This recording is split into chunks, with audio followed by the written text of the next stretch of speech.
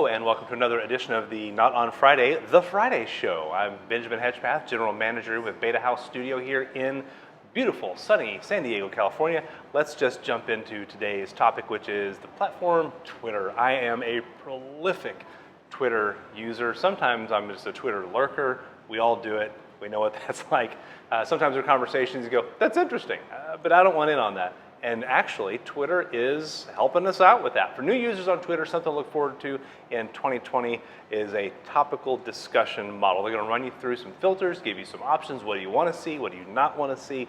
And they're really going to try and keep spam to a minimum. Really cool, looking forward to that for new users. And maybe, for those of us who've been on the platform for over a decade at this point, they'll give us some options where we can start to trim out more or less things in our feed. Speaking of trimming things down and keeping things focused, let's talk about Narrowcast tweets. That's something we're looking forward to for next year. What they're going to do is they're really going to allow you to remove the retweet function, something they do on TikTok. You can't do a duet, you can't share it. Twitter is going to bring that in, where you can say, look, I want to be the only person to have said this thing and nobody else gets to use my words. So no retweet will be optional. You can really restrict the audience even to a hashtag.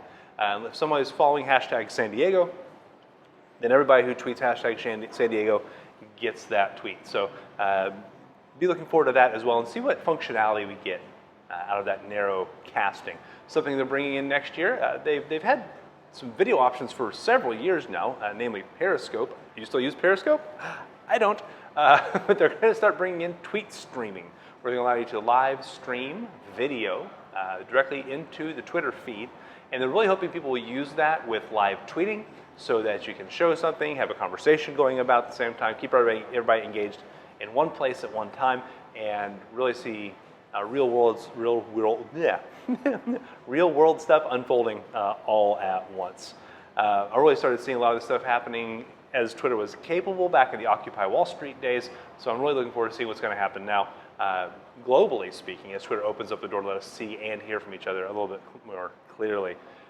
Some new conversational features are coming up as well for 2020. They're testing out some stuff that's just in beta right now, and even the web app and the mobile app look different. One of them looks a little bit like Reddit. One of it looks a little bit less like, texting on your phone.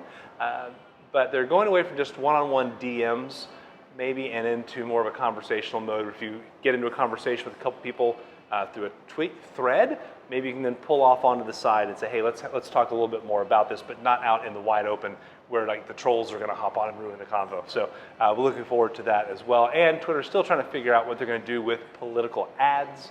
That's still a lot of gray areas. There's organizations trying to come in and circumvent the rules right now. So we're going to see a little more tightening down on those as well.